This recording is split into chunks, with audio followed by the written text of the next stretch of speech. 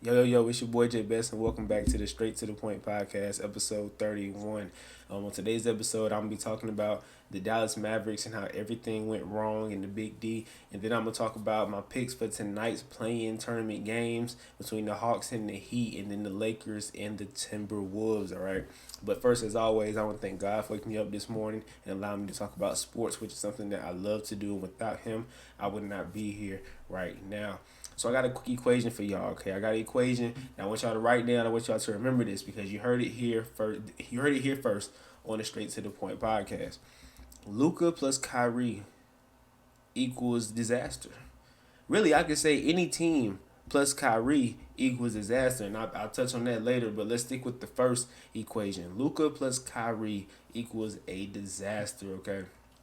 I remember when this trade first happened, I tried to tell people, and I even came on here with my little brother. I remember it was an episode we did after the trade deadline, and we talked about the trades and who made the best trades, and we talked about this one, and I said, man, I just don't see it working because Luka is a player that does not need a second ball dominant star on his team.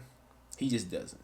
Okay, Luka is to me one of the he has probably the highest usage rate in NBA history.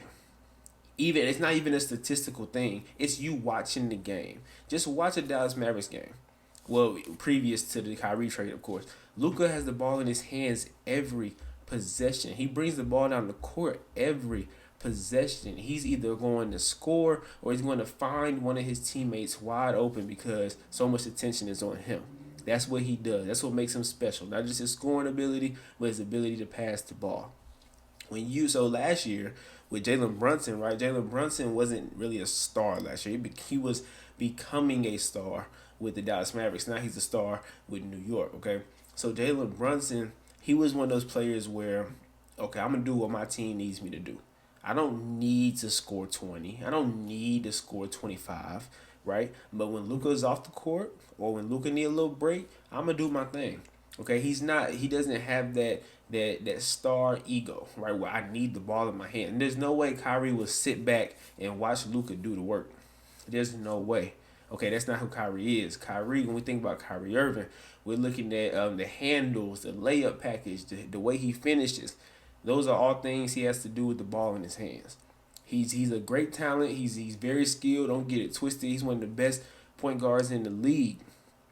But he needs the ball in his hands to be the best version of himself. So I'm looking at Luka, and I'm like, okay, Luka needs the ball in his hands to be the best version of himself, right? So with Jalen Brunson, like I said, he can sit back and let Luka do his thing. Jalen Brunson also played defense, which Kyrie does not do. All right, but Jalen Brunson was the perfect piece because he just didn't need the ball. When he got the ball, he did his thing, but he didn't mind watching Luka do his thing. So that team last year for Luka was perfectly structured around him. Right, it was perfect. Last year they didn't even have Tim Hardaway, and I thought Tim Hardaway would be a big addition this year. But they lost Brunson, and then at the trade deadline they lost Spencer Dinwiddie, they lost Dorian Finney-Smith, which was two important players on that team, especially Finney-Smith, because Finney-Smith was the best defender, first of all. And secondly, he was that corner specialist, sat in the corner and shot his threes when Luka got him the ball. And then Spencer Dinwiddie was that guy off the bench that came in and facilitated, got his buckets, played defense when Luka was off the court. Okay, so you lost two big pieces when you went and got Kyrie Irving. So Luka and Kyrie together was 9-14. Okay, 9-14, that's not gonna cut it. All right, there was a fourth seed whenever they made this trade. So to me, and I heard people saying that Luka was asking for help. He's saying that he needed help. But when you are the fourth seed, I don't know why you would make a move this big when your team is already successful. Like people gonna talk about, oh, they don't play defense. Well, they did when they had Dorian Finney-Smith and Spencer Dinwiddie. They really did. And people gonna talk about how they never had size. They don't rebound. They didn't have size before the trade deadline, and it was working for some reason. For some reason, everything. So when you add Kyrie to a team, the team got worse. But before the trade deadline, defense was good. Before the trade deadline, yes, you wasn't bigger than anybody. People was out rebounding you, but you was still winning because you're the fourth seed. But now we make this trade. We go 9-14 with our two stars together. All right, and we go from 4 seed to 11 seed. Now we're not even in the play-in tournament. Like, this was a big disaster. And I keep going back to this stat. And let me just say real quick, Skip Bayless on Undisputed says this stat all the time, and this is who I actually got it from. Okay, so just to give him his credit before I go and say this stat, but in the fourth quarters and the two overtimes that they have played together, this is why I said it's a problem. Right, this is the exact stat that tells you why I didn't think it would work. In fourth quarters and two overtimes together. So in fourth quarter and overtime, these are normally crunch time. Okay, it's time to get the ball in my best player in hand. He has to go get a bucket. He has to make a play to help us win this game or close out this game or come back in this game. Luka shot 50 shots in the fourth quarters and two overtimes played together. Kyrie Irving shot 103 shots in the fourth quarters and two overtimes together. That's the best player on your team is Luka by far. Luka's better than Kyrie by a mile. Like, it's not even close. And he's taking less shots than Kyrie Irving. And it's not even that, but for some reason, Luka only played 108 minutes in fourth quarters in the two overtimes they played together. Kyrie Irving played 185 minutes. I don't understand, and this is when you're losing. So when you need to win games, why is your best player not playing the most minutes on your team?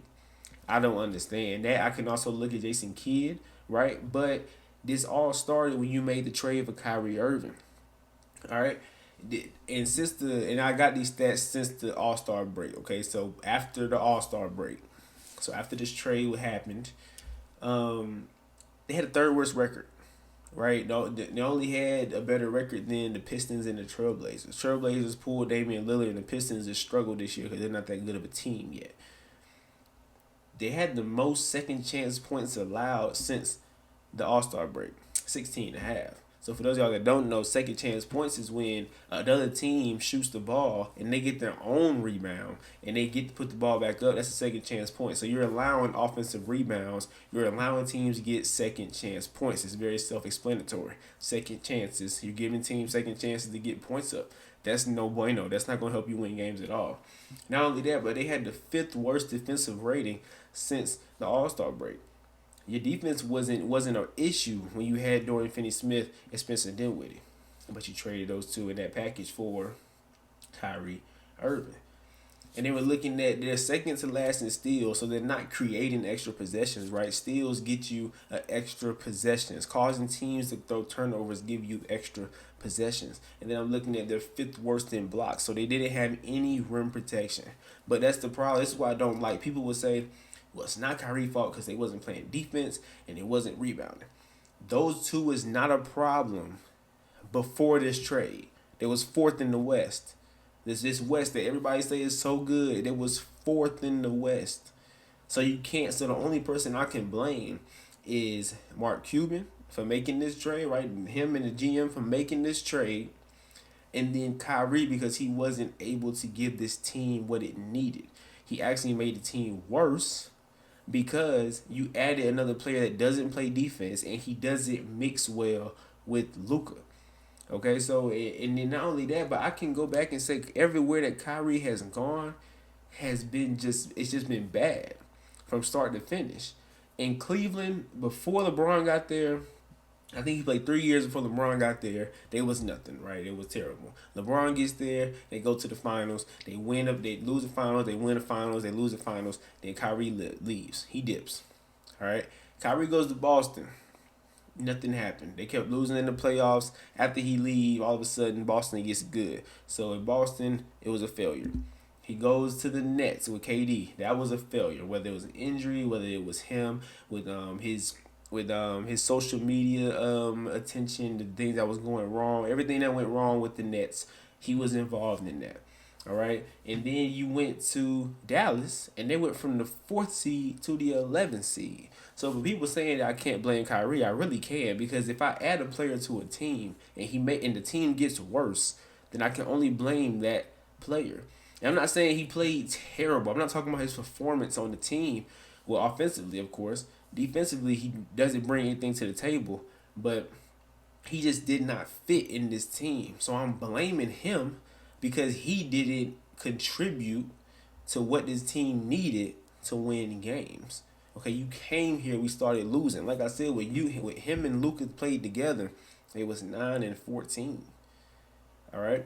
I want to give a shout out to one of my closest friends, DeMarcus Lewis. Okay, DeMarcus Lewis. I try to tell you, and you know what? Y'all can go look in the comments for one of my videos, recent videos, and he said the Kyrie Irving. No, he actually texted me and said the Kyrie Irving disrespect is crazy. And then he commented in one of my videos and said, keep that same energy about the Mavs and Kyrie. Well, guess what? I did, and guess what? They're not in the playoffs, all because of the Kyrie Irving trade. It's as simple as that. And you know what? There's a reason why you watching the videos and I'm talking in the videos. Okay, that's no shade at all because DeMarcus, you know what you're talking about. You know sports. But your love for Kyrie will make you just be outlandish and make you not see the truth because you're so blinded by Kyrie Irving. Kyrie Irving is his favorite player. All right, so I just had to give him a quick shout out because he kept telling me, Jay Best, you wrong, Jay Best. Just wait and see, Jay Best, just watch. No, I watched, I saw, and I'm telling you, I told you what was going to happen, and it happened. So, it just went from bad to worse whenever he got there, and then the worst happened this past Saturday, I believe. I think it was Saturday when they played the Pelicans. No, they played the Chicago Bulls. I'm sorry, but Chicago Bulls. These are must-win games. They had to win now, and I think the Thunder had to lose a game or whatever. If I'm a coach on a team, I'm doing everything I can to win games. That's from the jump, right? That's from the first game of the season to the last game of the season. I'm doing everything I can to put my team in position to win games. When we're in a do or die situation, when we have to win the last 2 games of the season and get in the playoffs, no matter what the other teams do. So I see the Thunder had to lose a game, right? I don't care about the other teams. I'm going to control what I can control. I'm controlling us winning out so that we have a chance. At the end of the day, if we say, okay, we didn't make the playoffs because the Thunder won their games, I'd rather hear that than hear that, okay, we didn't make it because we didn't win our game. So the last 2 games was must-win games. They played the Bulls and the Spurs. Of course, they needed outside help, but they played the Bulls and the Spurs. Luka played the first quarter against the Bulls, okay? Had 13, 3, and 5. That's a pretty good stat line for the first quarter. All right? They was up 29-26. And what did Mark Cuban do? It wasn't Jason Kidd. It was Mark Cuban. He said, sit Luka. Take Luka out the game. So they wasn't even trying to get in the playoffs, which I don't understand. Okay, when you have Luka Doncic and you can throw in the Kyrie, when you get in the playoffs, anything can happen. Okay, I'm not saying they would have got the play-in. I'm not saying they would have got to the playoffs. I'm not saying they would have won a championship. But anything can happen. So I'm looking at Mark Cuban and saying, bruh, what are you doing? Like, you have to give your team the best chance to win. You quit. You quit. You threw in the towel. You said, no more, no mas. I've seen enough. This is a hotmess.com. I'm done. And my thing is, Kyrie Irving might not come back next year. So you lost Spencer Dinwiddie and Dorian Finney-Smith and them picks for no reason. Because Kyrie Irving might not come back. Kyrie Irving skipped the exit interview. Does that not tell you something? That he just might not be feeling this. He might not like this team. He might not want to be here next year. So when you have Kyrie on the team, for sure, you have to maximize the opportunity. See what you can do. Okay, I'm not saying, like I said, I'm not saying they would have won 1 round in the playoffs because the way they've been looking. But you got to give your team a chance. Right now, you might just have Luka next year with no Kyrie. Okay, so the help you tried to give him is gone. If you don't structure a good team around Luka next year, he might just ask for a trade in 2024. I've heard that rumor saying that Luka might ask for a trade if next year don't go as well as he wants it to. And this is the first step to it not going well. You're about to lose a star. Like I said, Kyrie and Luka don't mix. I got that. But you lost picks and you lost Spencer Dinwiddie. You lost Dorian Finney-Smith for Kyrie. So I might as well keep him. Because now if I lose Kyrie, I made that trade for nothing. I got nothing back in that trade. But a Kyrie Irving for not even half the season, for the end of the season. And now he's gone, not coming back next year. So Dallas, this is bad. And it's really bad because you could be losing a potential all-time great in Luka Doncic. So next season is really a all or nothing season. Either you gonna structure a team around Luka to make them better, to make them compete, to make them have a shot at a title, or you're losing Luka. And if you lose Luka, guess what? You're done. It's over with. Dallas will not be relevant for the next I don't know how many years. Okay, so next year is really important for Dallas. Okay, and Kyrie once again with the shenanigans, missing the exit interview. This is what I'm talking about. This is why Boston blew up. This is why the Nets blew up. This is why Dallas blew up. Okay, it's the Kyrie Irving effect. So for people saying I can't blame Kyrie, I really can. I really could. I'm not gonna do it. I'm gonna blame him in terms of him not fitting the puzzle, him not being that piece to fit in the puzzle. So I'm blaming him, but I'm also blaming the general manager and Mark Cuban for making that trade. All right.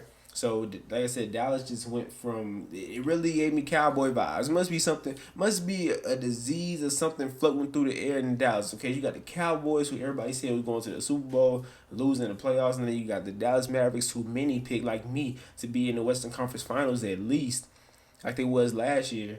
And guess what? They didn't even make the playoffs. Okay, so it's something about Dallas. I'm gonna stay away from Dallas because it's something in the water over there or something airborne. Something's wrong. Okay, y'all need to go check on Dallas. All right. But now that I'm done with that, I'm gonna go ahead and give y'all my two picks real quick for tonight's game, and I'm out of here. Okay, so Miami play Atlanta. Okay, in this game, I'm really looking at who's gonna help Trae Young. All right, Trae Young gonna do his thing. I give him his credit. Trae Young averaged 26 and 10 this year. All right, 26 points, 10 assists. He was second in assists for the year, behind James Harden. I'm looking at DeJounte Murray. If DeJounte Murray can come in and give me 20 plus, they have a chance to win this game. Okay, they really do.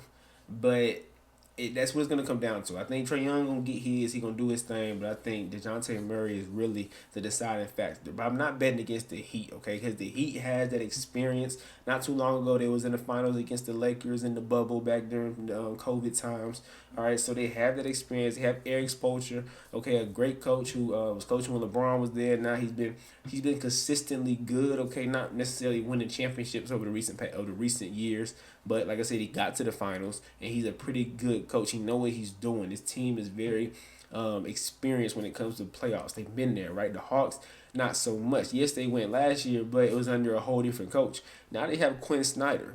Okay, Quinn Snyder was the coach for the Jazz the past couple of years when the Jazz was looking like the team to beat, and they lose in the first round, second round, right? That's why Donovan Mitchell ended up leaving.